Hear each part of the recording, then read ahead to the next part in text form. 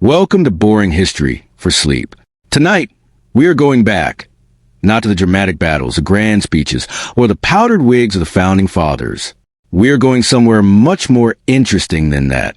We are going to the kitchen, to the fireplace, to the garden at 3 in the morning, to the bedroom that smells like wood smoke and dried herbs, and something you cannot quite identify, but hope is just a cheese.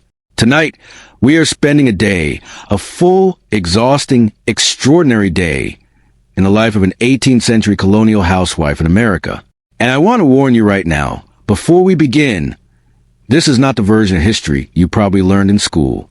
The version with the clean aprons and the cheerful bonnets and the quaint little candles flickering prettily on a wooden table. This is the real version. The version where your arms ache by 7 in the morning. Where soap takes 3 days to make and can burn your hands while you make it. Where medicine is mostly prayer and also sometimes dangerous. Where the idea of a day off was so foreign to the average colonial woman that the phrase itself would have made very little sense to her. And through all of it, the exhaustion, the uncertainty, the spectacular strangeness of daily life in early America, these women kept everything running. Households, farms, businesses, communities. Without them, quite literally, the colonies would have collapsed. So if you haven't already, please do consider hitting the like button and subscribing to the channel. It helps more than you might think, and it means we get to keep doing exactly this. Sitting quietly in the past together, watching history breathe. Before we begin, I'd love to know where you're watching from tonight. Drop a comment below. It's always a little wonderful to know that someone in Scotland and someone in New Zealand and someone in Ohio are all dimming their lights at the same time, settling into the same story. And speaking of dimming your lights, go ahead and do that now.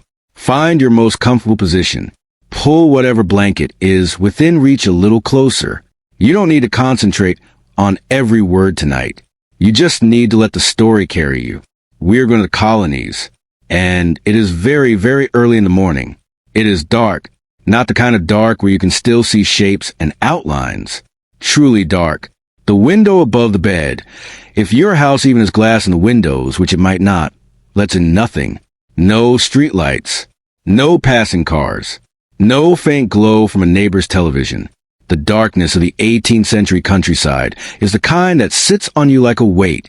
You're awake anyway. Not because an alarm went off. There is no alarm. You are awake because your body has learned, through years of repetition, that the day begins at roughly 4 in the morning, sometimes earlier, and sleeping past that is not a luxury available to you. Your bed is not soft. Colonial beds, even reasonably comfortable ones, were stuffed with materials that range from the merely firm to the actively hostile. In prosperous households, feather beds, actual beds stuffed with goose or duck feathers, were considered treasures. They were listed in wills. Women left them specifically to their daughters because they were that valuable. A well-made feather bed was not furniture. It was an heirloom. But most women were not sleeping on feather beds.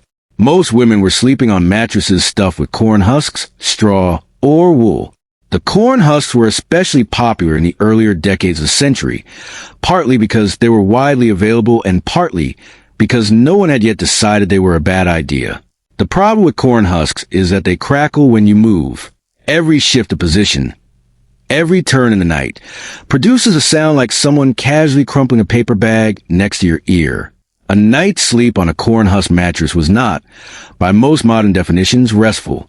The straw was better. The wool was better still, though it compressed over time and tended to become lumpy in ways that your spine would register with increasing displeasure across the years. You sit up.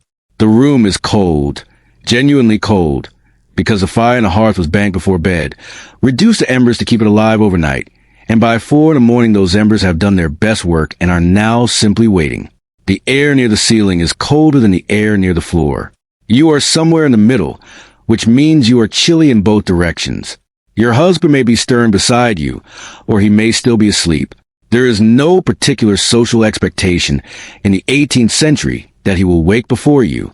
The morning is, in most colonial households, primarily your domain. You are the one who will get the fire going. You are the one who will start breakfast. You are the one who will assess what needs to happen today and begin making it happen, usually before anyone else has opened their eyes. There's an old colonial phrase, a woman's work is never done. It appears in almanacs, in letters, in the journals of women who were clearly writing it down as a form of quiet protest rather than a cheerful observation.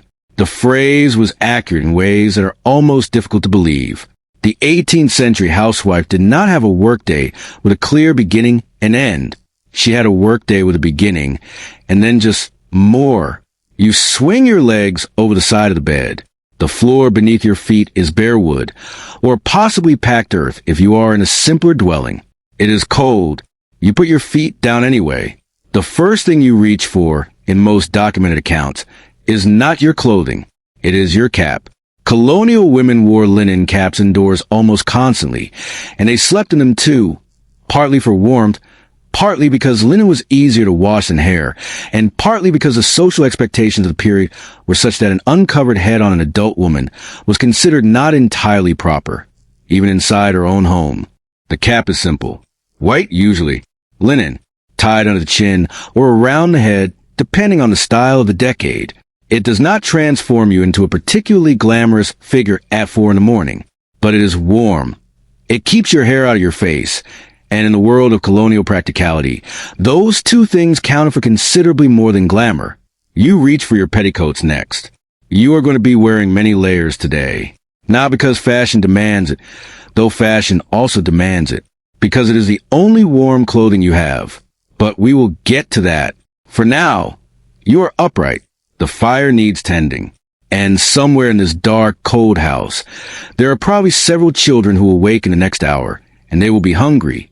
And the day is already, in every meaningful sense, underway. Let us stop for a moment and look at the house around you. If you are a prosperous colonial woman, the wife of a merchant, a planter, a minister, your house might be genuinely substantial. 2 stories, multiple rooms, glass windows, a separate kitchen building out back.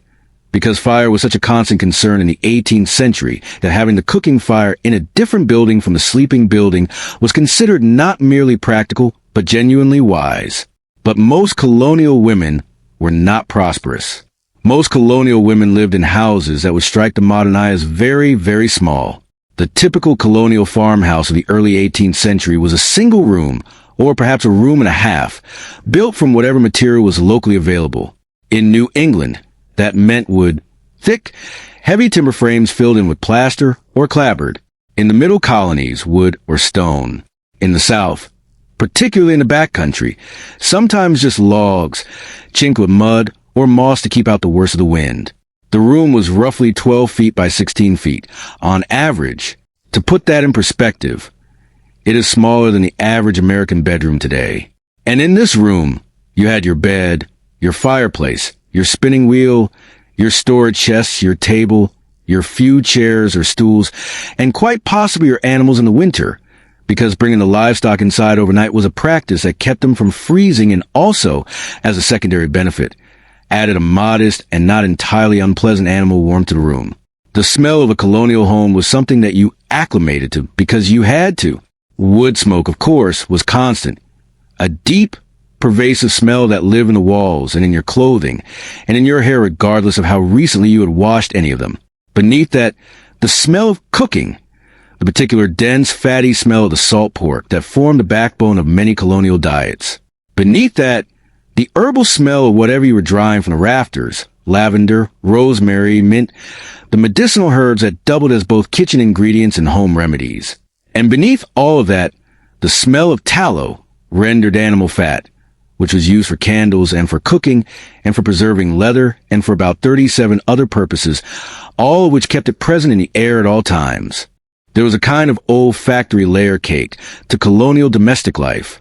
It was not, by modern standards, a pleasant one, but it was a smell of productivity, of a household in constant motion, of survival well managed. The fireplace was the center of everything. Not a decorative fireplace with a glass screen and a switch that turns it on and off. A real fireplace, big enough to walk into in many colonial kitchens. 6 feet wide, sometimes more, 3 feet deep. The fire inside it burned all day, every day, because it was simultaneously your heat source, your stove, your oven, and your means of hot water production. You cooked in it, over it, beside it, and sometimes you crouched inside it to do things to the chimney that required exactly the kind of proximity to fire that sounds alarming but was simply part of the job. The walls of the house, if you were fortunate, had been whitewashed inside. Lime wash was cheap, it reflected light, and it had the secondary benefit of discouraging insects, which was not nothing.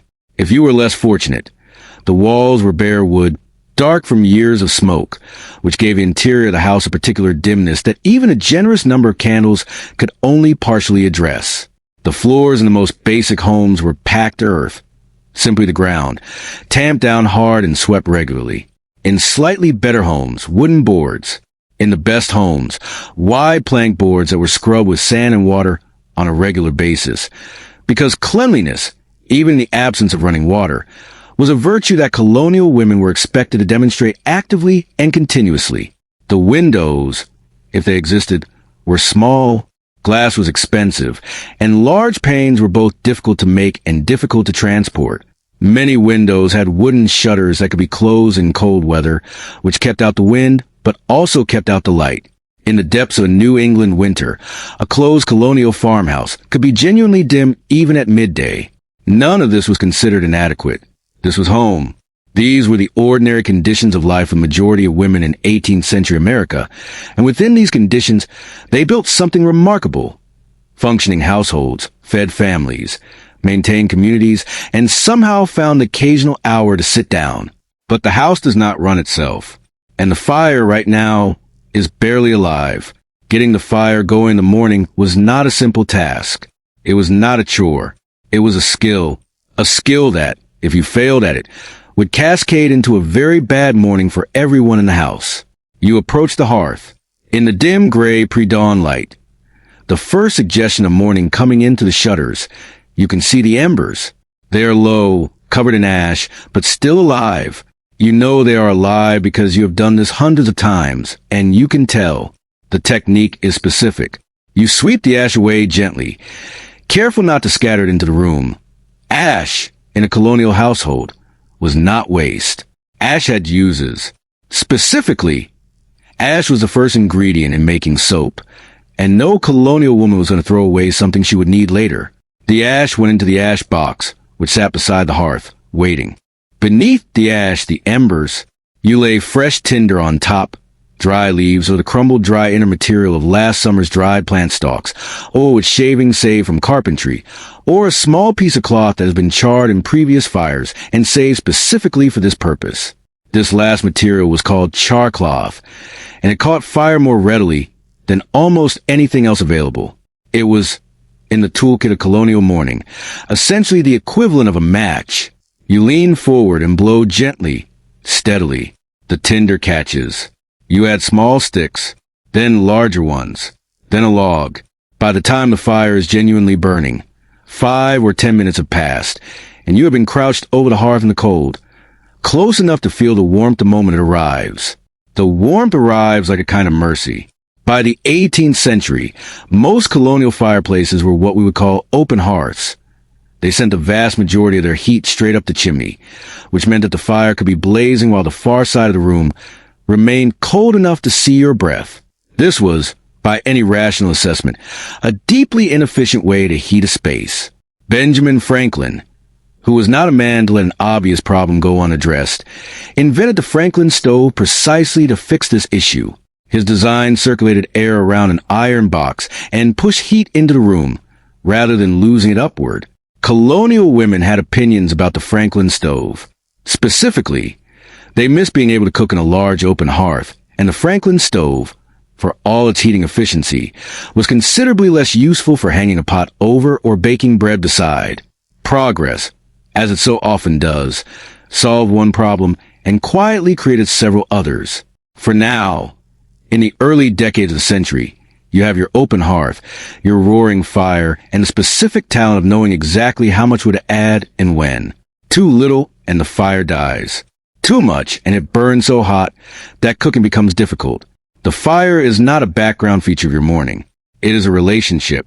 You will tend this fire all day. You will feed it, manage it, work beside it, step around it, hang things over it, and finally bank again before bed tonight. You and the fire are, for all practical purposes, partners. Now, the kettle needs to go on. And after that, breakfast. And after that, everything else. While the fire builds, let's talk about what you are wearing. You have your shift on. You wore it to bed. You will wear it all day. The shift, also called a chemise, was a foundational undergarment of 18th century women's clothing, and it was, in a very practical sense, the most important item in your wardrobe. Made from linen, usually white or off-white, it covered you from your neck to somewhere around your knees or ankles. You wore it against your skin. It was a thing that was actually washed with any frequency, because it was a thing that absorbed your body's daily output of sweat and general existence. Washing the shift was not easy, but it was important, and colonial women knew it. The shift was changed and laundered far more frequently than the outer clothing layers, which were often spot cleaned at best. The shift was your hygiene system, the one layer standing between your body and everything else. Over the shift goes your stays. If you have never worn stays, you may be picturing a corset, the rigid, impossibly tight Victorian device that features heavily in historical fiction about women who faint dramatically. 18th century stays were not quite that. They were structured. Yes, they were boned, usually with strips of whalebone or reed that provided the stiffening. They laced across the front or the back, depending on the style and the decade. But they were not, for most ordinary working women, about creating an impossibly small waist. They were about support. Women who worked all day, lifting, bending, carrying, churning, kneading, hauling, found that the posture support provided by well-fitted stays was genuinely useful. A back that has been bending over a fire and a washboard since 4 in the morning benefits from something holding it upright. Stays were described by some women of the period as feeling like a second spine. That sounds uncomfortable. To someone whose first spine had been taking beatings from heavy labor since childhood, a second spine may have been a relief. Over your stays, a petticoat or possibly several petticoats, layered for warmth.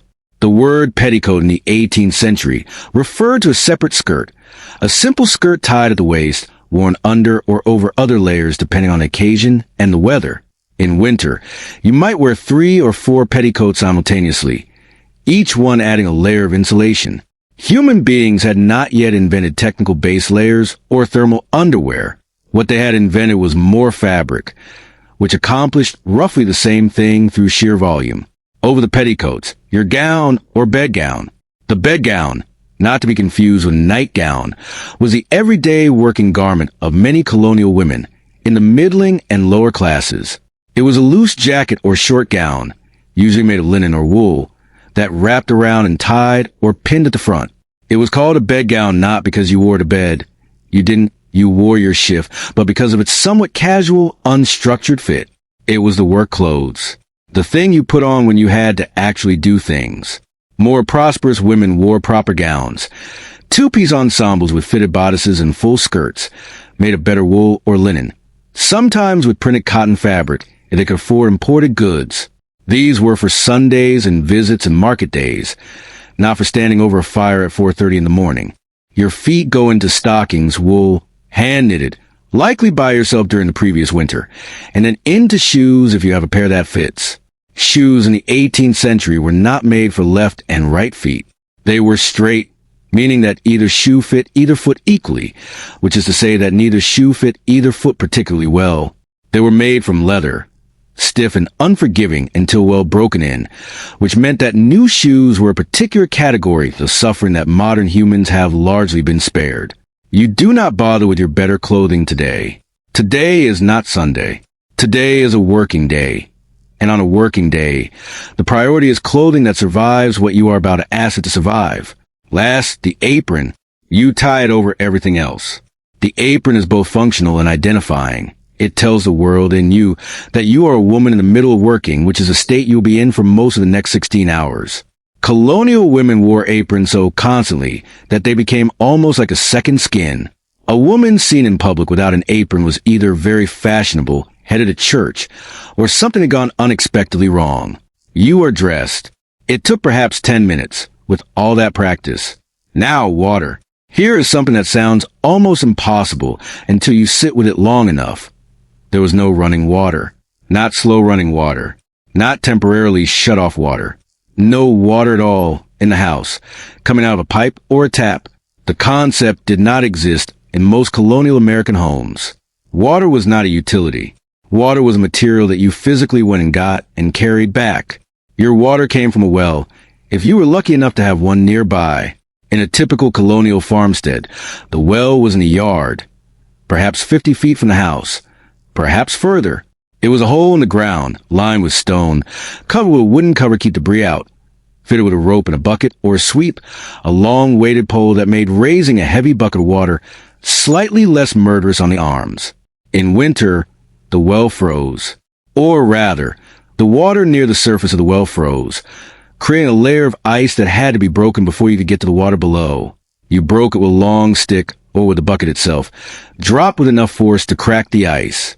This was the first physical labor of many winter mornings, and it happened before breakfast, in the dark, in the cold, wearing everything you had. In areas without wells, water came from springs, streams, or rivers, which required actual walking, sometimes significant walking, carrying empty buckets there in full, heavy buckets back. A bucket of water weighs roughly 8 pounds. 2 buckets, one in each hand, weigh 16 pounds. The average colonial woman hauled enough water each day to fill the equivalent of several modern bathtubs, which means she was essentially doing a substantial strength workout every single morning before breakfast, not because she was particularly health conscious, but because there was no alternative. The amount of water required to run a colonial household was staggering and is easy to underestimate. Water for cooking, water for drinking, for people and for animals, water for washing dishes, water for washing clothes, water for washing people, water for the garden, water for soaking dried food, water for the endless variety of processes that colonial domestic production required, from dyeing fabric to making certain foods to rendering lard, all of it hauled in by hand, bucket by bucket. Women who lived near water sources described the carrying as something they simply did not think about anymore. Their arms had long since adapted. Their posture had developed the particular straightness of someone who has carried weight on their shoulders and in their hands for years. The water-carrying body of a colonial woman was different from a body that had not carried water, and contemporary descriptions sometimes noted this. The strength of women's arms and shoulders, the economy of their movements, the way they set down a heavy load without making production of it. There was, in prosperous households, the option of delegating some of this to servants or enslaved people, a reality of colonial American life that must be acknowledged. The lives of enslaved women in the 18th century were shaped by all of these same physical demands, magnified by the complete absence of autonomy and the constant presence of danger. When we speak of colonial housewives, we must hold both truths at once. The genuine difficulty of everyday domestic life for all women, and the profound additional cruelty of that difficulty compounded by slavery. For most women in most situations, you carry your own water. You have been carrying it since you were a child. You will carry it until your body gives out.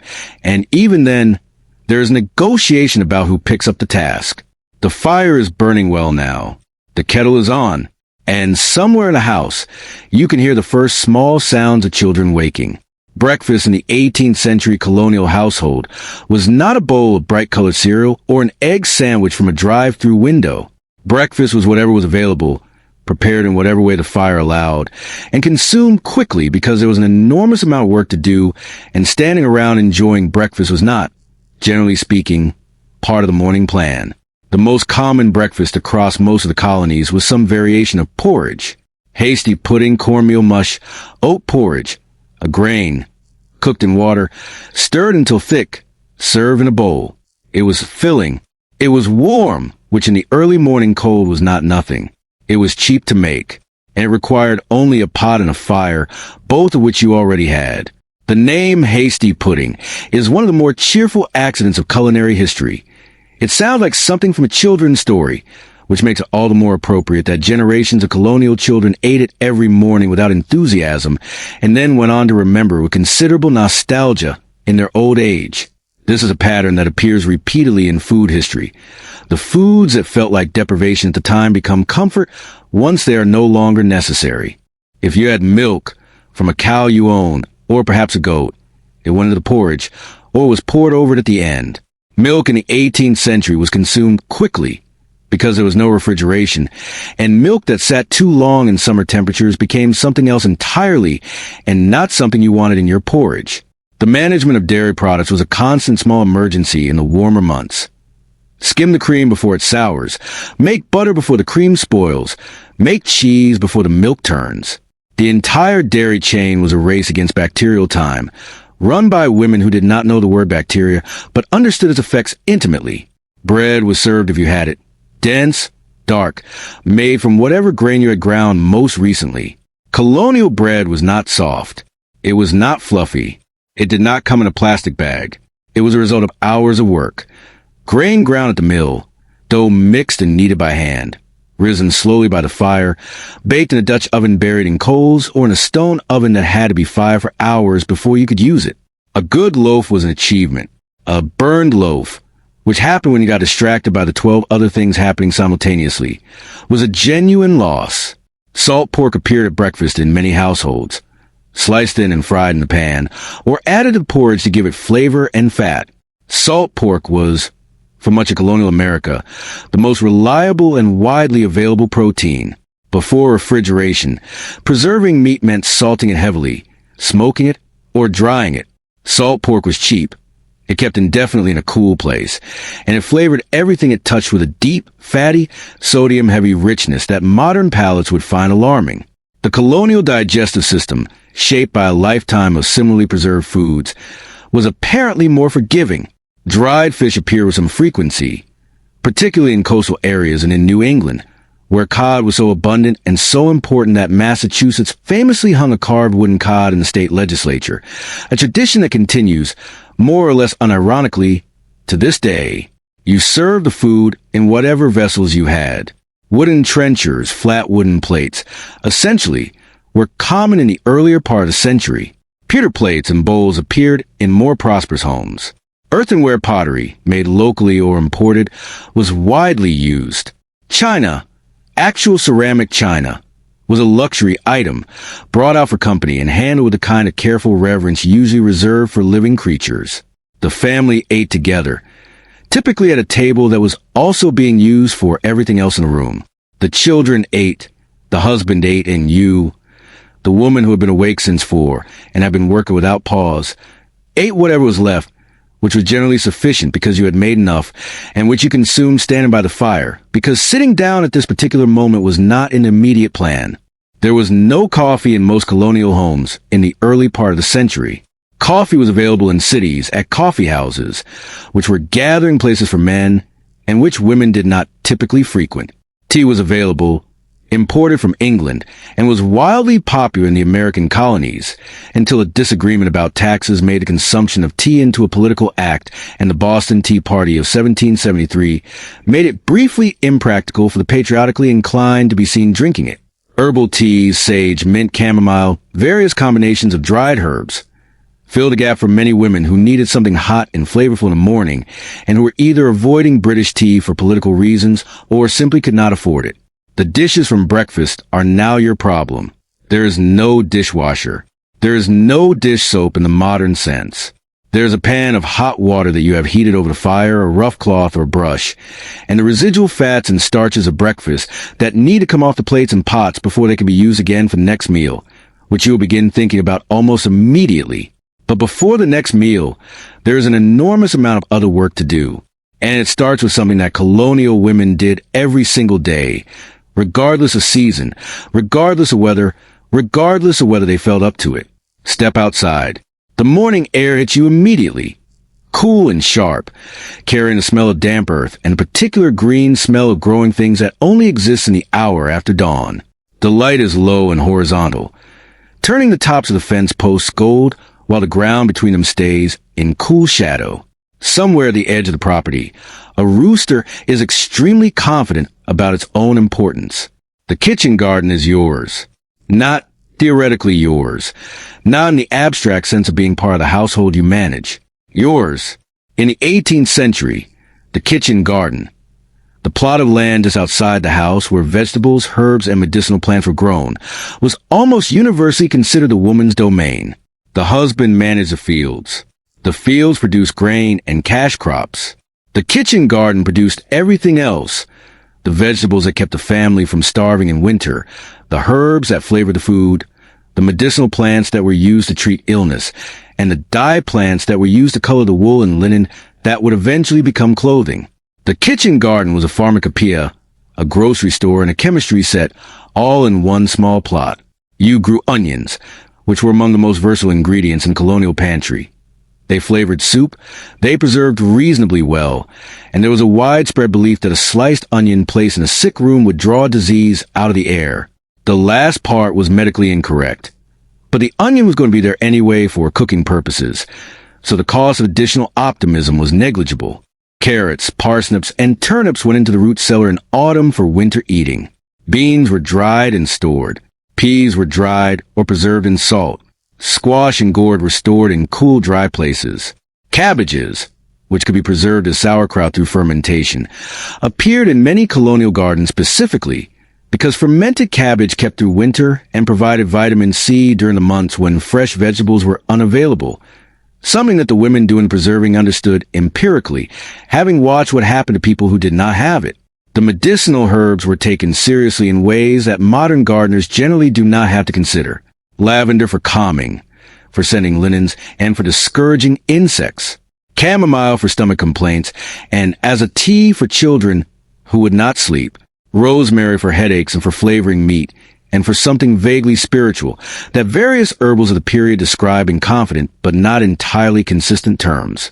Yarrow for wounds. Press against a cut. It helps slow bleeding, which is a property that has since been documented by actual pharmacologists, giving yarrow a better track record than many of its fellow colonial herbal remedies.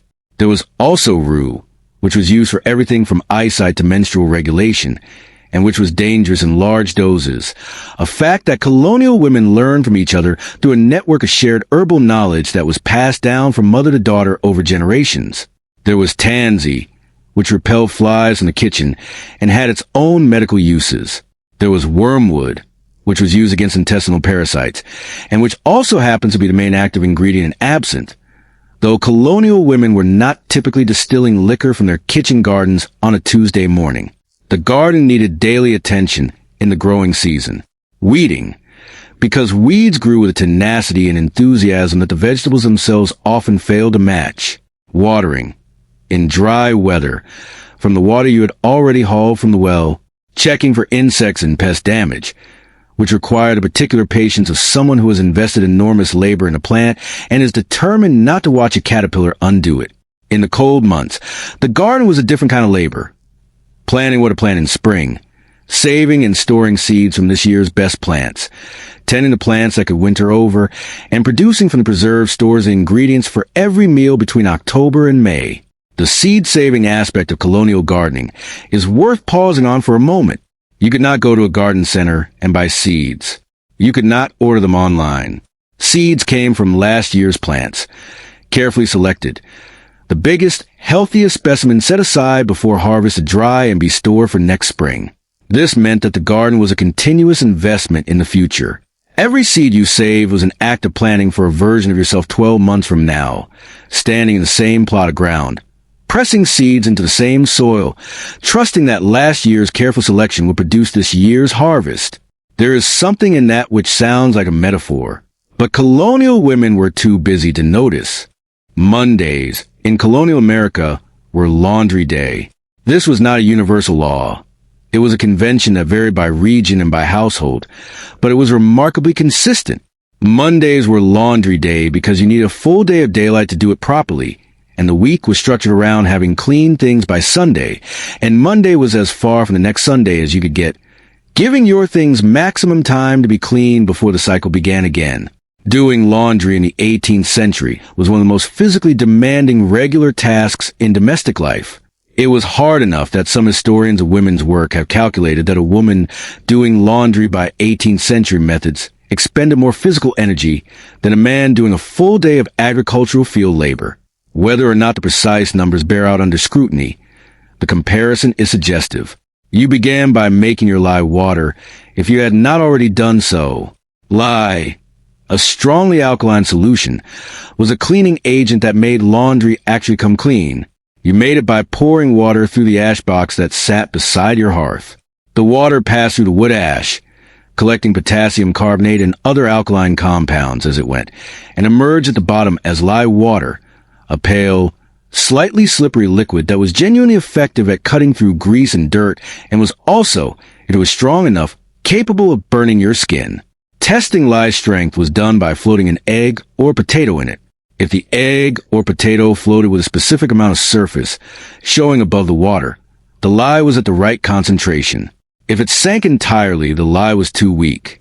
If it floated too high, the lye was dangerously strong and needed diluting. Colonial women had, through years of practice, an instinctive feel for this, a quick pour and a glance at the floating egg that told them what they needed to know without necessarily explaining to anyone else how they knew it. The knowledge lived in the body, not in words. The lye water went into a large kettle. Your biggest pot, the one you kept for this purpose, along with the dirtiest laundry and, if you had made a batch recently, soap. Soap was not purchased at a store. Soap was made in the backyard, typically in spring, in a process that involved boiling the accumulated fat of an entire winter of cooking together with lye water until the mixture saponified, became, through chemistry that the women doing it would not have described in those terms, soap. The whole process took most of a day and produced a product that was soft, brownish, and effective, and that lived in a crock beside the wash kettle to be scooped out as needed. The laundry kettle sat over an outdoor fire. You did not do laundry indoors. Laundry involved large amounts of boiling water, large amounts of steam, and large amounts of vigorous physical activity that would have made a small indoor space genuinely unpleasant and probably dangerous. The laundry fire was a separate fire from the cooking fire, built outside, tended all day, and requiring its own wood supply. You stirred the laundry with a long wooden paddle, a laundry bat, or a dolly, depending on the period and region, agitating the fabric through the hot water to loosen the dirt. This was sustained physical labor, not a machine doing it for you while you walked away. You, standing beside a fire in whatever weather the Monday happened to offer, stirring a large amount of heavy wet cloth in near boiling water. After the boiling and stirring, the laundry went to the rinse tub. Rinsing required more water, cold water, hauled from the well, or warm water from a second kettle, depending on what you had available. The fabric was wrung out by hand, both hands, twisting in opposite directions, squeezing as much water as possible out of cloth that did not want to give it up. Wet linen is heavy. Wet wool is extremely heavy. Wringing out a full laundry load left your forearms aching by noon. The wrung laundry went onto the line or the bushes, or whatever flat clean surface was available. Colonial households did not always have proper clotheslines, and laundry spread over rosemary bushes had the accidental additional benefit of smelling excellent when dry. In winter, when outdoor drying was impossible, laundry was draped over wooden racks near the fire and dried slowly through the day, steaming gently into the already warm and smoke-scented air of the house. By evening, if you were fortunate, the laundry was dry. If you were not fortunate, if Monday had been cold or damp or simply uncooperative, you had damp laundry draped around your house overnight, and the whole thing continued into Tuesday, which somewhat disrupted the theory that Monday was laundry day. But you did it every week, without exception, and then you started thinking about next Monday. Sit down. No, actually sit down. For a moment in this day, you have come inside, you have found a chair or stool near the window where the light is best, and you are sitting. This is not rest. Sitting at the spinning wheel was work. But it was work you could do seated, which placed it in a different category entirely from everything else you had done this morning. The spinning wheel occupied a central place in the colonial household that it is difficult to overstate.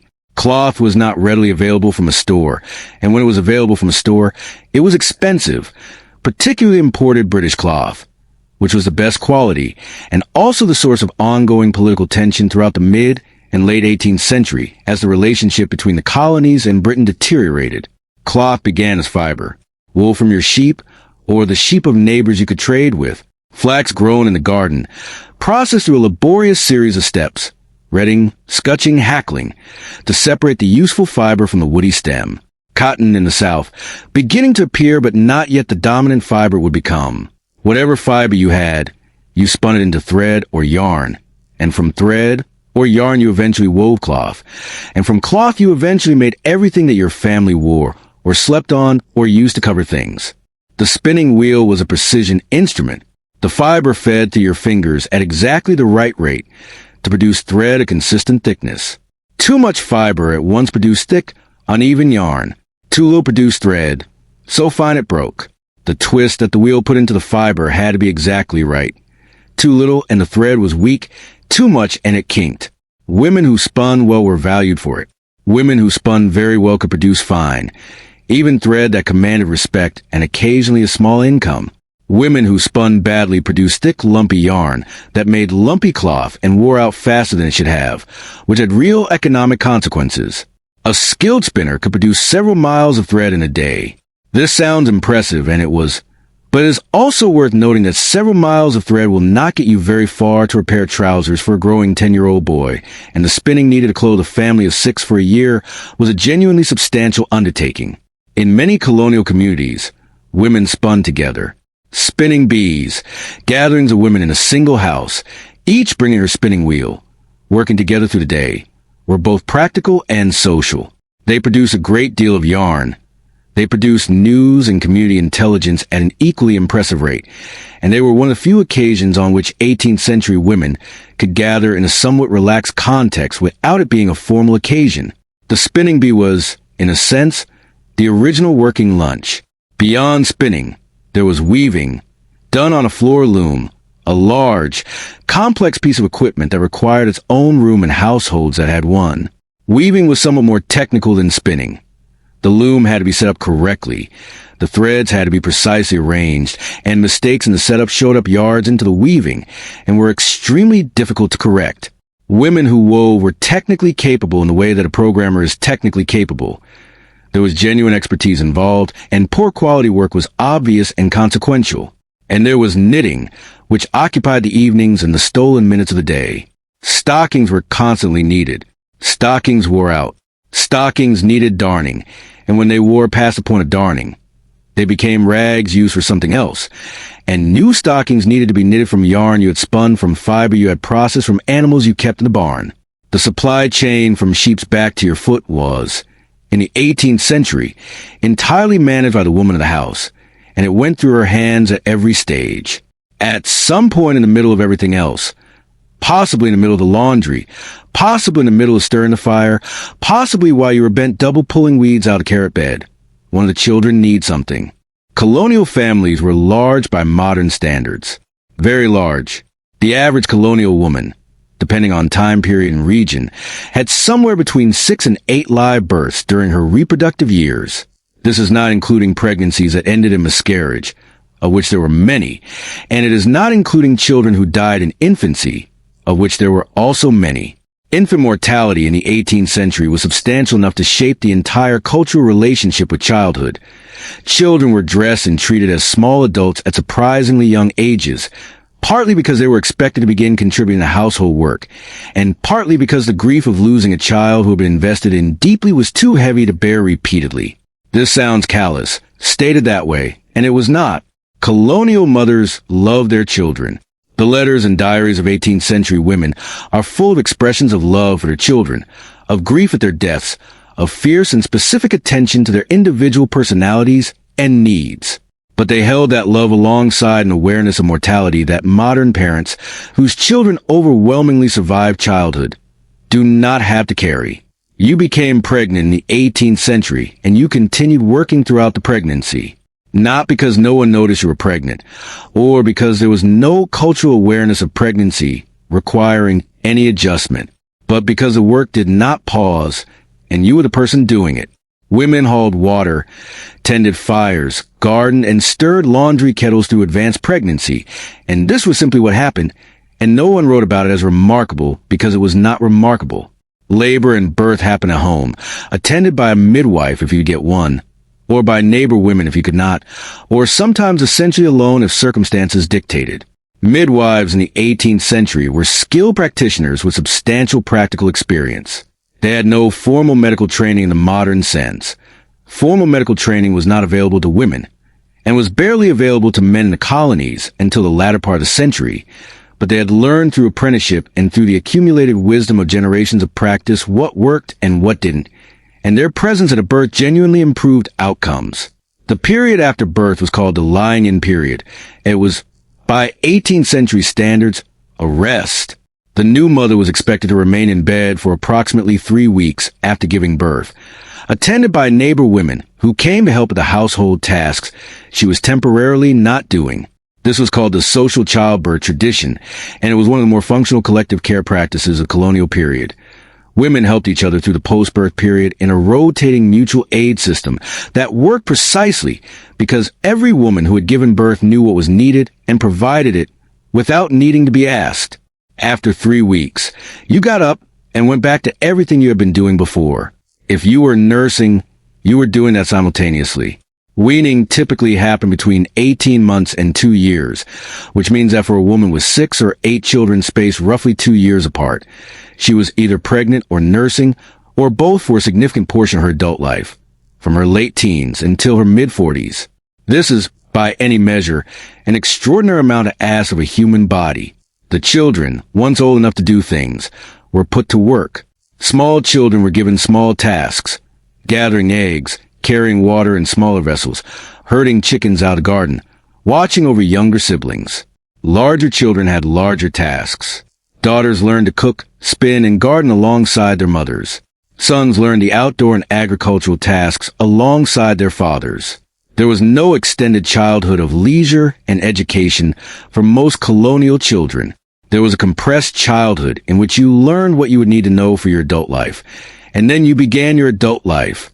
Schooling, where existed, was brief and seasonal, conducted in winter when agricultural work slowed, by a teacher who was often a young man preparing for some other career, and who was paid partly in room and board from local families. Girls attended in some regions, less consistently in others. What they learned was reading and basic arithmetic, enough to manage a household and to read the Bible. Writing was considered a somewhat separate skill, often not taught to girls, even where reading was. The colonial logic, such as it was, held that reading was necessary for spiritual life, while writing was a professional skill needed for commerce and correspondence, which were male domains. Women who could write often taught themselves, or learned from patient husbands or fathers, and those who could write prolifically did so. The journals and letters of 18th century women are among the most valuable historical documents we have of the period. You were probably married young. The average age of first marriage for colonial women varied by region and by time period, but it was consistently younger than modern norms. In the 17th and early 18th centuries, women in some colonies married as young as 14 or 15. By the latter half of the century, the average had risen, but it was still typically somewhere in the late teens to early 20s. This was not considered unusual. It was considered appropriate. The process by which you arrived at marriage was less romantic than it might appear from the outside, and more pragmatic than either party in the transaction was necessarily obliged to acknowledge. Marriage in the 18th century was a legal and economic contract as much as an emotional one. A woman who was unmarried and without family to support her had very limited options. Marriage was security. It was also the primary means by which a woman could access the social respectability that colonial communities required of their members. A woman's legal status upon marriage is worth understanding clearly. It largely ceased to exist. The legal doctrine of coverture, inherited from English common law, held that upon marriage a woman's legal identity was subsumed into her husband's. She could not own property in her own name. She could not sign contracts. She could not sue or be sued independently. She could not keep wages she had earned if her husband chose to claim them. She was, in the eyes of the law, an extension of her husband, which meant that any legal or economic capacity she possessed as a single woman, a femme sole, in the legal terminology of the period, disappeared at the altar.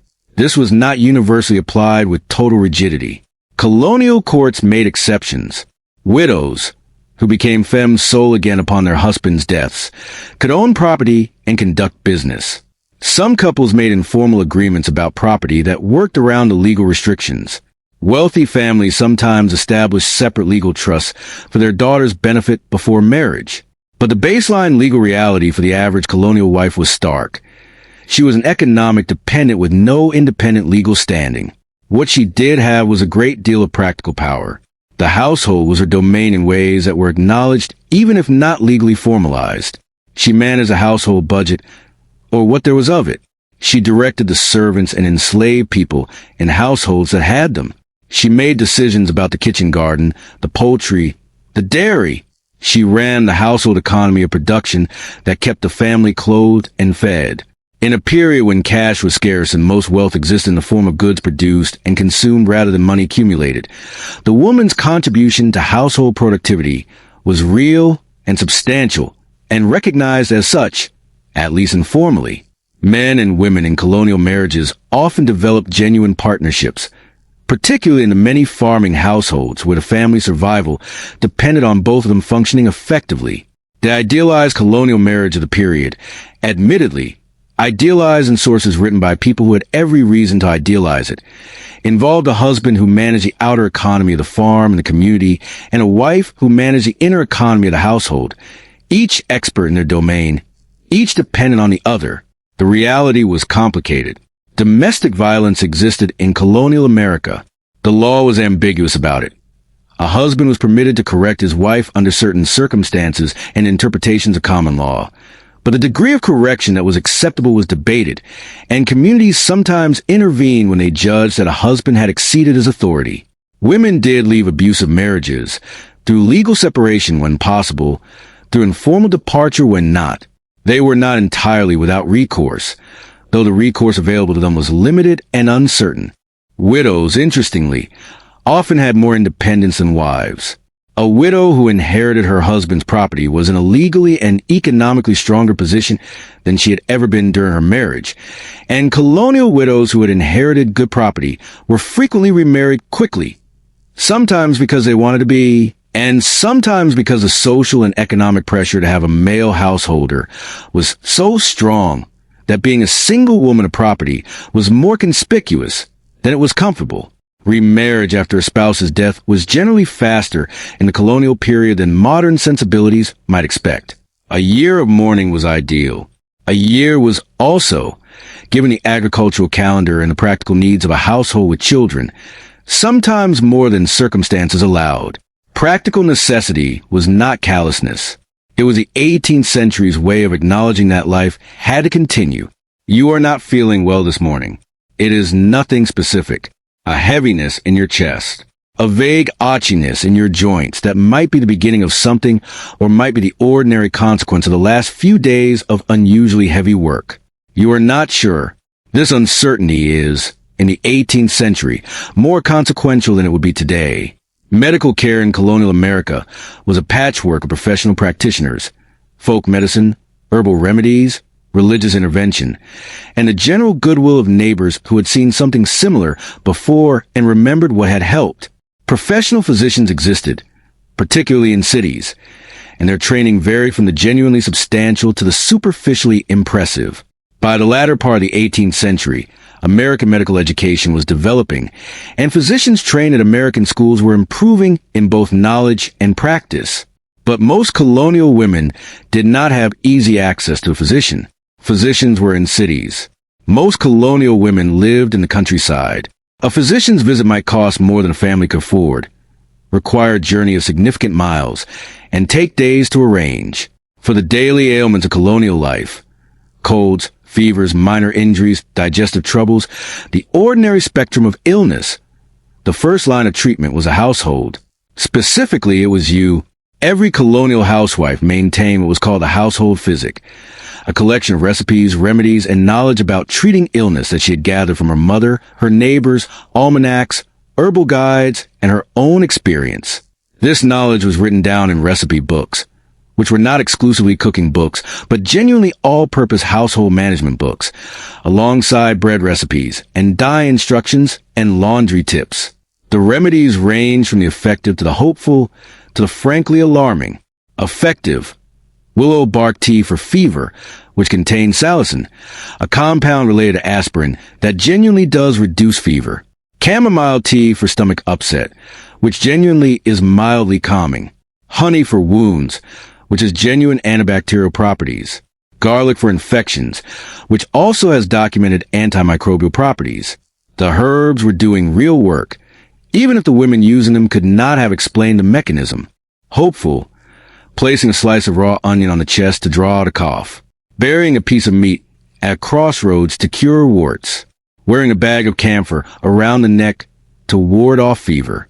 None of these hurt, precisely, and the confidence with which they were administered may have provided some psychological benefit. Whether that justifies the onion on the chest is a philosophical question, rather than a medical one. Alarming. The professional medical treatment of the period, which were frequently more dangerous than the illnesses they treated. Bloodletting, drawing blood from a patient to restore the balance of humors that was believed to cause illness, was practiced enthusiastically by 18th century physicians, despite the rather obvious fact that sick people who lost blood tended to be sicker afterward rather than better. Purging with mercury compounds was also popular. Blistering, deliberately creating burns on the skin to draw out illness, was in regular use. The theory was wrong. The practice was harmful, and patients who were treated by physicians rather than by their housewife's herb garden were not necessarily in better hands. The wise colonial woman assessed which of these approaches was likely to be more useful in a given situation and made her decisions accordingly. The physician was called for things beyond the scope of home treatment, and quietly not called when the home treatment was probably safer. This was not ignorance. It was an informed calculation made by women who had watched the results of various approaches and drawn reasonable conclusions. Childbirth complications, deep wounds, broken bones set badly, and the diseases that the colonial period produced with particular efficiency, smallpox, typhoid, dysentery, malaria in the southern colonies, these were beyond the household physic. For these, you did whatever was available and prayed. And the prayers were not merely a spiritual practice, but recognition that the available medical interventions might or might not work, and the outcome was genuinely uncertain. Smallpox deserves specific mention because it was one of the diseases that most shaped colonial life, and because of the remarkable fact that an early form of inoculation, variolation, was introduced to the American colonies in 1721 by Cotton Mather, who had learned of the practice from an enslaved African man named One Zymus, who in turn had learned it from African medical traditions that had practiced a form of it for generations. The practice of deliberately infecting someone with mild smallpox material to produce immunity was controversial, frightening, and ultimately effective, and it arrived in America through a chain of knowledge that ran from Africa to an enslaved man to a Puritan minister, which is one of history's more unexpected intellectual supply chains. Colonial women navigated illness with the resources available to them, and those resources were sometimes remarkable and sometimes deeply inadequate, and they did the best they could with what they had, which was, in the end, what they always did with everything. Sunday morning is different. The fire still needs tending. You still woke before dawn. The children still need feeding. These facts do not change because it is Sunday, but there is a layer over everything that is different. The particular quality of a day that was organized around something beyond work, even if the work continued underneath it. Religion was not a peripheral aspect of colonial American life. It was structural. It was a framework through which most colonial Americans understood their place in the world, the purpose of their suffering, the significance of their daily labor, and the destination toward which their lives were directed. For women particularly, who had limited access to public life, political participation, and formal education, religious life offered something that almost nothing else did: moral authority. A woman who was recognized as pious, who maintained a well-ordered household and raised her children in the faith, who attended church faithfully and could speak with conviction about her religious beliefs, had a kind of standing in colonial society that was separate from and not entirely dependent on the status of her husband. Piety was one of the few areas where a woman could be publicly recognized for her own qualities. The Puritan tradition of New England, which shaped the religious character of that region throughout the 17th and into the 18th century, took the spiritual lives of women as seriously as those of men, in the specific sense that women were expected to undergo the same rigorous examination of their conscience, the same process of spiritual conversion, and the same public accounting of their faith that men were expected to manage. Puritan women who underwent conversion experiences often wrote about them, sometimes at great length, and these writings were taken seriously by their communities. The meeting house was the center of Puritan religious life, and it was a much less comfortable venue than its descendants. unheated through most of the century. Hard wooden benches. Services that lasted several hours, sometimes including a morning service and an afternoon service with a short break in between, during which families would travel from outlying farms, ate their packed meals, and discussed the morning sermon. In winter, the cold inside the meeting house could be severe enough that ink froze in inkwells, which was discovered by ministers attempting to take notes. Women brought foot warmers, small boxes filled with hot coals, to church, tucked under their skirts. They brought them for themselves and for the children, who were expected to sit still through hours of elaborate theological discourse on cold benches at ages, where sitting still for 10 minutes was already asking a great deal. The foot warmer was not a luxury. It was a survival tool. In the Anglican tradition of the South and the Middle Colonies, the church took a somewhat different character. The Anglican church was more hierarchical, less intensely focused on individual conversion experience, and rather more socially oriented. Attending church was also attending society, a chance to see and be seen, to conduct a certain amount of business, to maintain the social relationships that colonial life depended on. Women used church attendance as one of the few legitimate public occasions available to them, and they dressed accordingly. The best gown, the good shoes, whatever jewelry they had. Outside the established Protestant churches, there were Quakers who offered something quite different. A tradition that recognized the spiritual quality of women, allowed women to speak in meetings, and occasionally appointed women as ministers.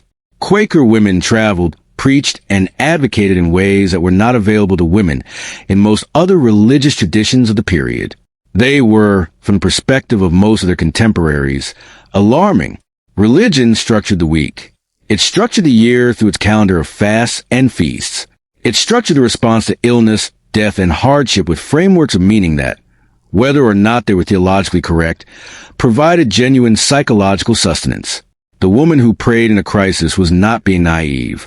She was using the most reliable emotional resource available to her in a world where the rational options were often limited and frequently inadequate. And on this particular Sunday morning, the service is not for another 3 hours, and there are still shoes to find for the youngest child, and someone needs to have a very firm conversation with the chickens about staying out of the cabbage. On market days, and they did not happen every day, but when they happened, they mattered. You loaded whatever you had to sell or trade into a basket or cart and you went to town. The colonial marketplace was not a supermarket. It was not a store in the modern sense. It was a physical space, a town common, a designated market square, a particular stretch of road, where producers and buyers met to exchange goods, and where the flow of information that knitted colonial communities together circulated as freely as the money. Women were active participants in colonial markets. This is sometimes surprising to people whose mental image of colonial women is primarily domestic, but the image is incomplete. Women sold the products of their household labor, butter and cheese from the dairy, eggs from the chickens, surplus garden produce, the cloth and stockings they had produced beyond the household's immediate needs. They also purchased things a household could not produce: nails, tools, certain fabric dyes, imported spices, needles, pins, the small manufactured items that colonial households required and could not make. Butter and cheese selling was particularly notable. The dairy economy of colonial America was substantially in women's hands, and the product of the dairy, butter, hard cheese, soft cheese, were significant items of trade. A woman who made excellent butter had an asset she could exchange for things she needed. The quality of butter in the colonial period was evaluated seriously. Bad butter was identified as such and noted. Good butter had a reputation that preceded it. The market was also where you gathered news. In the absence of widespread newspapers, in a period when communication technology consisted of whatever a person could carry on horseback, the marketplace was where information moved. Who had been ill, who had recovered, who had died, who had married, what happened in the next county, what ships had come in, what goods were available, what prices had changed, what the political situation was doing today, what everybody thought about it. All of this moved through markets with an efficiency that modern observers accustomed to instant digital communication might underestimate. Women at markets talked to each other. This was not gossip in the dismissive sense the word later came to carry. It was the operation of a social intelligence network that performed the same function that journalism and official communications performed in later periods. It kept people informed and connected. The woman who came home from market with a basket of purchases and a head full of information was providing her household with something valuable in both categories. Colonial markets also had their own rhythms of credit and debt. Cash was genuinely scarce in the early colonial period. There was no central currency, and the economy ran on a complex mixture of barter, credit, and the occasional exchange of foreign coins that happened to be in circulation. A woman might buy fabric today on the promise of paying with butter in 3 weeks when the cow's production increased. She might accept a customer's promise to pay for eggs at the harvest. This extended credit relationship required trust, memory, and good judgment about who was reliable, and women navigated it constantly. There were also, in the larger market towns, shops, small establishments run by merchants who stocked imported goods that could not be obtained locally. These merchants, and their wives who often ran the shop alongside them, were important figures in colonial commercial life. The merchant's wife who managed the day-to-day operations of a shop was doing commercial work, keeping accounts, serving customers, evaluating quality of goods received, that was economically skilled and commercially significant, regardless of whether the law acknowledged it as such. October is arriving, and with it, the most urgent work of the entire year. You cannot pause what is already happening to explain what is coming. But let's just say this. If the preservation work of late autumn is not done correctly, people go hungry in February. This is not a metaphor. This is a direct consequence. The colonial food system ran on the accumulation of preserved foods through the autumn and the careful rationing of them through the winter, and the woman who managed that store was making decisions every day that had real and direct consequences for everyone in her household. Preservation methods available to you in the 18th century were several, and each was suited to particular foods. Salt. Salt preserved by drawing moisture out of food and creating an environment hostile to bacterial growth. Salt pork was made by packing layers of pork in salt in a barrel and leaving it to cure. Salt fish, particularly cod and herring, was preserved by salting and drying together. Vegetables like green beans were sometimes preserved in salt, packed into crocks and covered. The cured result was edible for months, sometimes years, and provided protein and other nutrition through the winter when fresh equivalents were simply not available.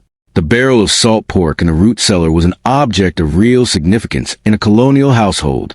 It was protein. It was insurance. A barrel that ran out in January, with 4 months of cold still ahead, was a crisis. A barrel that lasted until April was a success, and the management of it, deciding how much to use each week, calculating how long the supply needed to last, adjusting household meals accordingly, was a work of careful and practiced judgment. Smoking.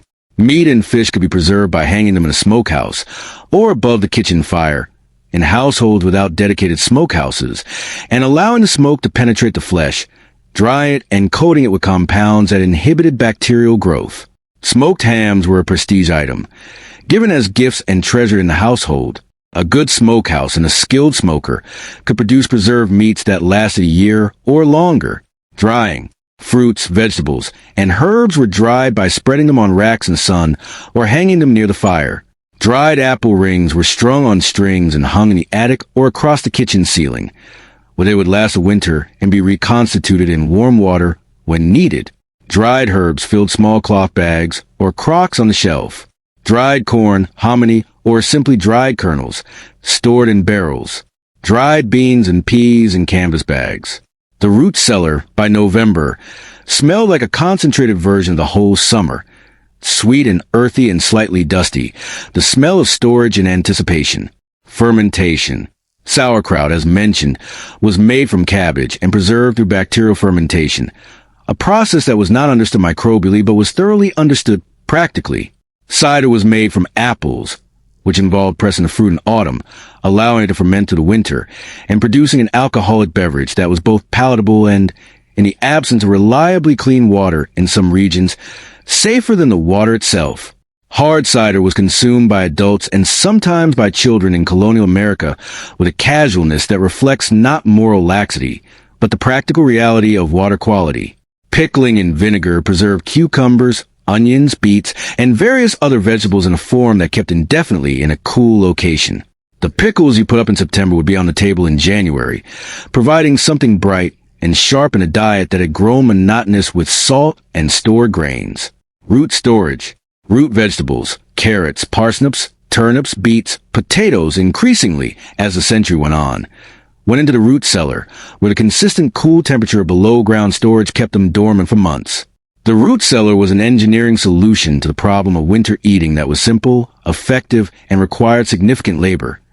Digging it, lining it, filling in autumn, and managing the temperature to the winter by opening and closing the door as weather required to keep the interior from freezing on the worst nights. All of this was your work, planned and executed in the narrow window of autumn abundance before the cold arrived. And you did it while also doing everything else you had already been doing all year, because autumn was not a pause in the regular domestic work.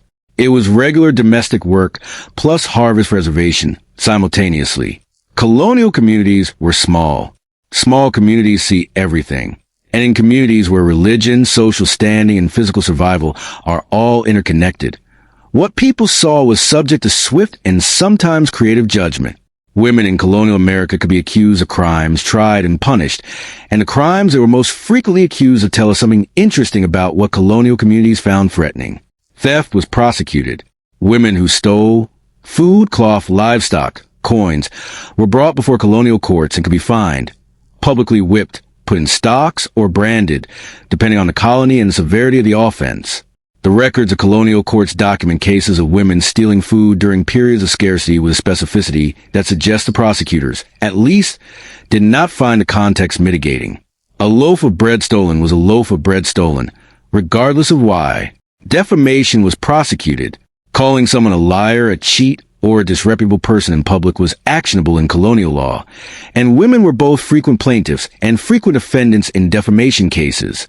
The law, inconsistently and imperfectly, acknowledged that women's reputations had material value, and that damaging them without cause was a legal wrong. Colonial courts heard these cases, and sometimes found for plaintiff. The famous witch trials of Salem in 1692 are the most dramatic example of colonial communities responding to perceived female transgression with organized violence, and they require acknowledgement even in an episode about a later century. The Salem trials, which resulted in the execution of 19 people and the imprisonment of hundreds, took place in a specific moment of social and political crisis in Massachusetts, but they drew on anxieties about women's behavior, women's power, and women's relationship to the supernatural that were woven through colonial culture in ways that did not disappear after 1692. Women accused of witchcraft were typically women who existed at the edges of social acceptability, old women without family support, women with reputations for difficult behavior, women whose herbs and remedies had been sought enthusiastically when they worked and blamed bitterly when they didn't. The connection between herbal knowledge and witchcraft accusation was not incidental. The same body of knowledge that made a woman a valued local healer could, in the wrong circumstances and the wrong seas of social panic, make her a target. By the mid-18th century, formal witch trials had largely ended in the American colonies. But the suspicion of women's knowledge, women's networks, and women's power, formalized in law and social custom in various ways, remained to feature colonial life in forms that were less dramatic but no less real. Women navigated all of this. They knew the lines, and they knew when crossing was worth the risk, and they developed a particular skill of the 18th century female, moving through a world that was controlled in its formal structures by men while exercising real power in its informal ones. It would not be accurate to say that colonial women had no entertainment. It would be accurate to say that their entertainment was embedded in their work and their social obligations in ways that make it difficult to separate the two. The quilting bee is perhaps the best known example. Quilting, the making of bed coverings from small pieces of fabric, often salvaged from worn-out clothing, was work that needed to be done because bed coverings were necessary, and it was work that was done commonly when possible, because it was easier and faster with many hands. When women gathered to quilt, they also talked, and the quilting bee became a social occasion layered over a practical one. The quilt itself recorded the gathering. Different women's patches, different scraps of cloth that had been something else, all assembled into a whole. Bees of all kinds, husking bees, apple-paring bees, wool-carding bees, operated on this principle. Necessary work made communal, the social and the practical interleaved. Men participated in some bees too, barn raisings, harvest gatherings, and the largest of these community work events had a festive quality. Food brought by everyone, beer or cider available, music sometimes. For women, these occasions were some of the few moments of genuine sociability that the regular domestic schedule permitted. Evening, if you had energy remaining after the day's work, and frequently you did not, was the time for what might cautiously be called recreation. Reading, if you could read and had something to read. The Bible was the most common text in colonial homes. Other books were rarer and more carefully handled. Almanacs were widely read and extensively useful. They contained weather predictions, agricultural advice, medical information, recipes, and a particular colonial literary form of the pithy moral observation. Some women knitted in the evenings. The hands continued to move while the mind drifted. Some women mended clothing. Always clothing that needed mending, in a world where cloth was too expensive to discard when it could still be repaired. Some women talked. Colonial households often contained extended family or boarders or servants, and the evening gathering by the fire, before the candles were blown out and the household went to bed, was its own form of community. Music existed in colonial homes, primarily in the form of singing. Instruments were available in prosperous households, harpsichords, violins, flutes, but in ordinary colonial farmhouses, music was mostly vocal. Hymns, ballads, folk songs. Women sang while they worked, a practice documented in numerous accounts of colonial life, and a practice that makes complete sense, because work that fills the body leaves a voice free, and a song made the hours pass differently than silence. Dancing happened at community gatherings, weddings, celebrations of various kinds. Country dancing, the kind involving lines of couples moving through figures, which is a colonial ancestor of what later became square dancing, was popular and widespread and not considered sinful by most denominations, though the Puritans had views on the matter. The Puritan relationship to recreation was complex in ways that are sometimes oversimplified. Puritans did not oppose all enjoyment. They opposed what they considered idle or sinful enjoyment, gambling, excessive drinking, the theater. They were largely in favor of moderate, community-oriented recreation that reinforced social bonds and did not distract from religious duties.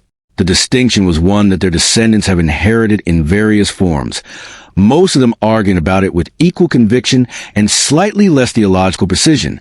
For most colonial women, by the time the evening's light was fading and the candles were getting low, the idea of extended recreation was somewhat theoretical anyway. The fire was banked.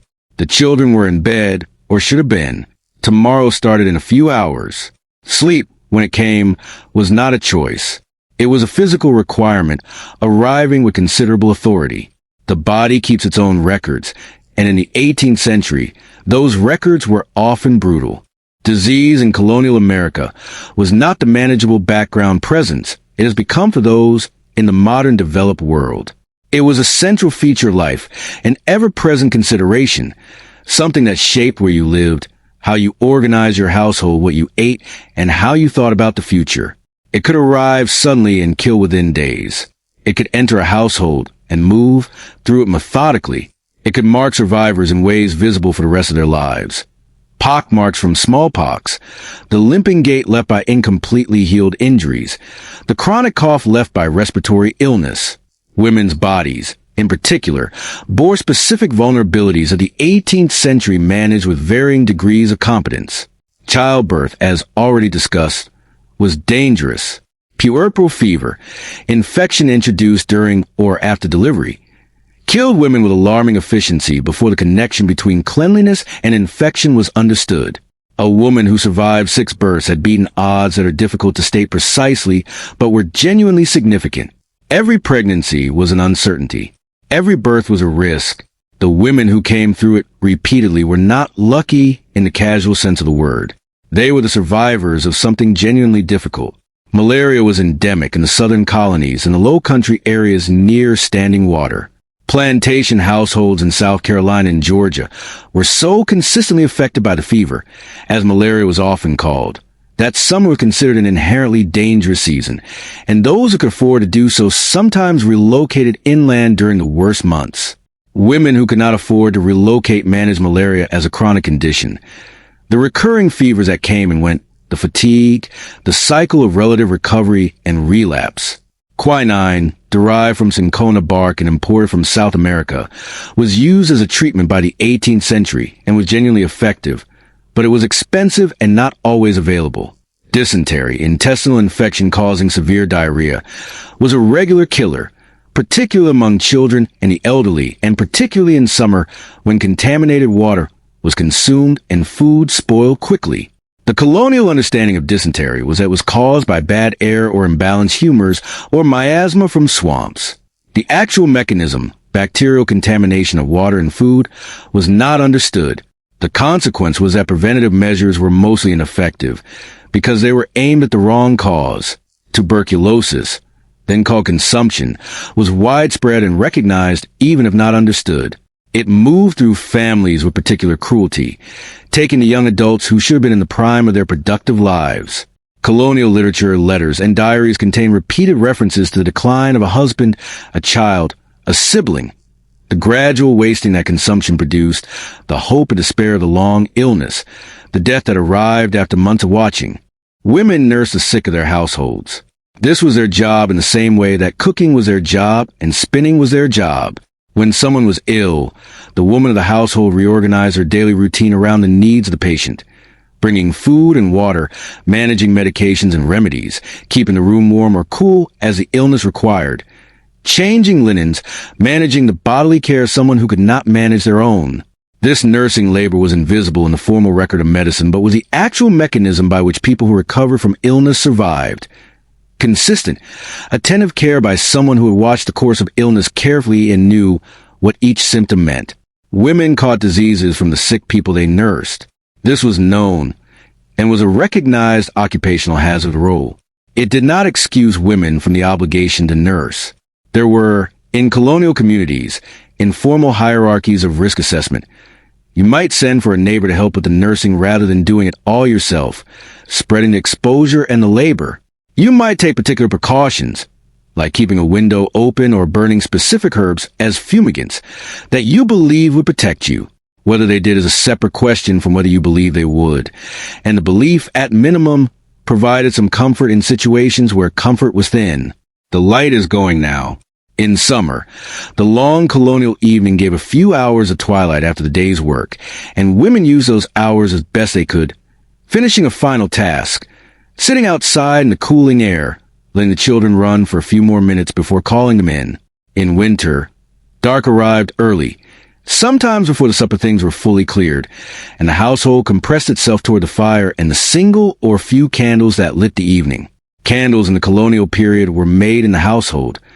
Another task on the list, tallow candles made from rendered animal fat, were the most common and were produced in great batches, usually once a year, in a process called candle dipping. Long strands of wick dip repeatedly into melted tallow, each dip adding another thin layer, until the candle was thick enough to be useful. This was a significant undertaking that required 2 or 3 days of dedicated work, and produced a year's supply of light. Beeswax candles were better. They burned cleaner and smelled nicer, but beeswax required bees, and not every household had or could maintain a hive. Candles were used carefully. You did not light 2 if one would serve. You positioned yourself close to the light source and worked toward it rather than positioning the light in the center of the room. The light from a single tallow candle was not particularly strong, somewhat like a dim modern nightlight, and working by it for extended periods was hard on the eyes in ways that 18th century people accepted as a normal condition of winter life. Firelight supplemented candles. The hearth in the evening. Fire built up against the night cold, cast a warm, unsteady light that reached partway across the room. This is the evening light of colonial life. Golden, flickering, insufficient, beautiful in ways that no one necessarily articulated because it was simply what light looked like. Supper, the evening meal, was usually the largest of the day in more prosperous households, and simply whatever remained of the day's cooking in humbler ones. Stews, soups, bread, whatever the root cellar had been persuaded to offer, eaten at the table, probably by candlelight if the season required it, with conversation that covered the day's events and the next day's requirements, and whatever news had filtered into the various channels of colonial information. After supper, the clearing and washing, putting away what could be put away, setting things ready for the morning, so that the smallest possible number of decisions would need to be made at 4 in the morning when the mind was still clouded with sleep. The colonial housewife was, among her other qualities, an extremely practical logistician. Children went to bed. In smaller houses, everyone slept in the same room, and the sound of settling with the sound of the whole household unwinding. The creak of the bed ropes, the small complaints of children being told for the last time go to sleep, the gradual quieting of voices. The fire was banked one final time. The large logs pushed together, the embers covered lightly with ash to keep them alive through the night, not extinguished. A fire that had to be started from cold in the morning was significantly more effort than one that had been carefully kept alive overnight. The fire was a continuous project. Like most of what you did, it never truly finished. It just paused. Death was not distant in the 18th century. It lived in the household, in the community, in the churchyard that was visible from the meeting house window on Sunday mornings. It was not hidden from children, or treated as an aberration, or considered a failure of medicine. It was the ordinary end of things, expected, prepared for, and embedded in the rhythms of colonial life in ways that modern people, who have largely moved death out of the home and in professional settings, can find difficult to imagine. Colonial women prepared the dead. When someone died, a husband, a child, a neighbor, it was the women of the household and the community who washed the body, laid it out, dressed it in its best clothing, and watched over it to the night before burial. This was a final domestic task, the last form of care. It was called laying out, and it was done with the same matter-of-fact competence that colonial women brought to every other difficult thing. The death of a child was the most common loss in colonial life, and the most common grief. Children died of the diseases of childhood, measles, whooping cough, scarlet fever, diphtheria, and of accidents, and of the ordinary misfortunes of small bodies in a world that was not very carefully arranged for their safety.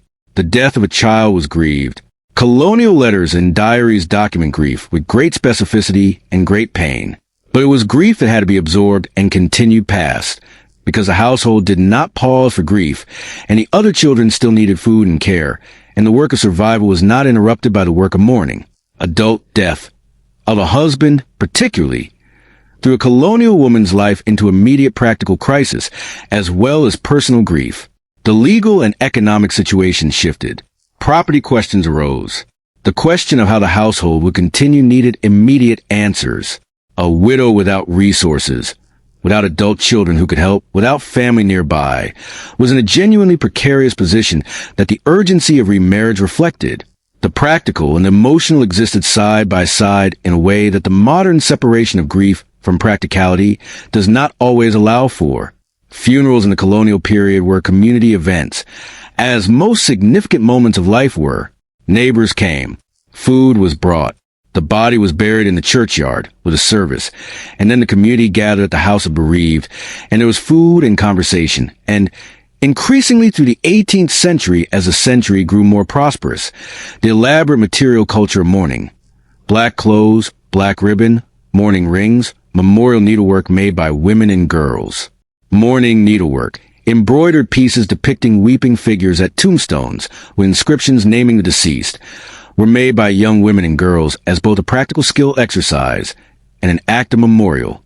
They were kept and displayed, these embroidered elegies, in homes across colonial America, and they survive in museums and archives, small evidence of grief rendered in thread by hands that have been taught to express feeling through the needle because most other forms of public expression were not available to them.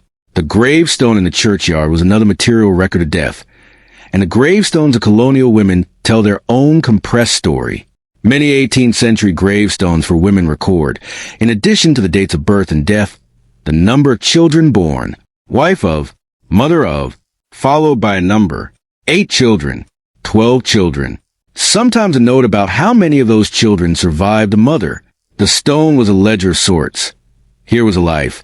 Here is what produced. Here is what remains.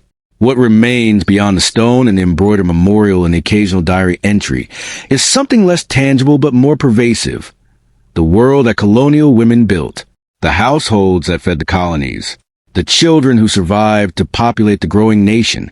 The herbal knowledge, the practical skill, the social networks, the community institutions that women maintained and transmitted. The cloth woven.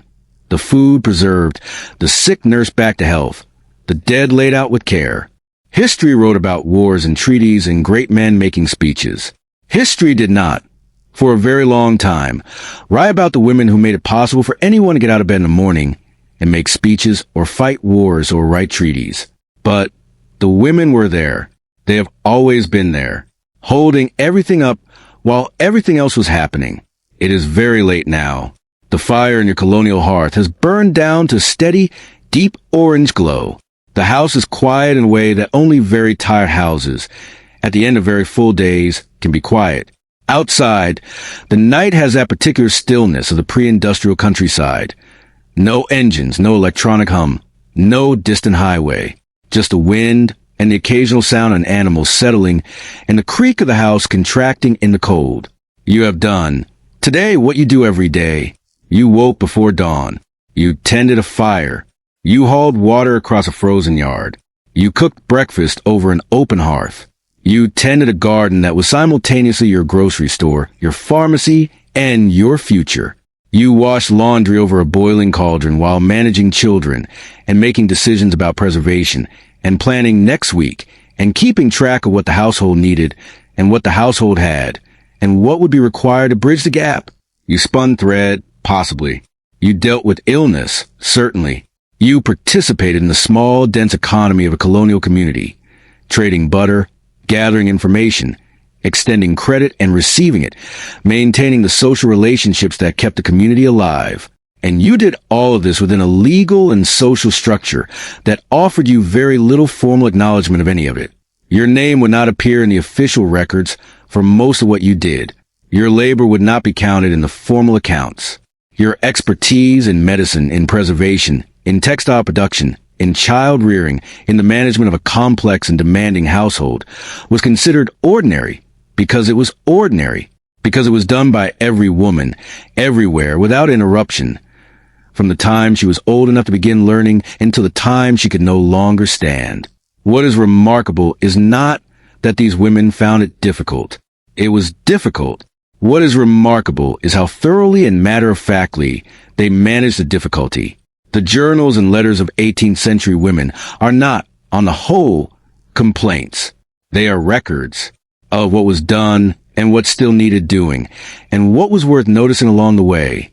A particular quality of light on a winter morning, a child's first word, a batch of soap that came out exactly right, the satisfaction of a root cellar packed full against the coming winter, the pleasure of a good conversation at the spinning bee, wool carding to the hands and news moving through the room, the particular warmth of being among people who knew you. They noticed things. Even in the middle of all the work, they noticed things that seems worth remembering. As the fire settles and the house goes quiet and the darkness of colonial night, the real, complete, unlit darkness that modern eyes almost never encounter, settles over everything. So let it settle over you too now. You don't need to hold on to every detail of this evening story. Let most of it drift. Let the fire and the firelight and the cold yard and the boiling kettle and the spinning wheel and the root cellar and all of it drift gently to wherever stories go when you let go of them. You've done enough thinking for today. You've done enough of everything for today. The corn husk mattress rustles. The embers glow. Somewhere in the dark of colonial countryside, a night bird calls and does not call again. Rest now. It was a long day. It always was. And tomorrow will begin again just before dawn with the fire. But that is tomorrow. For now, just this. Good night.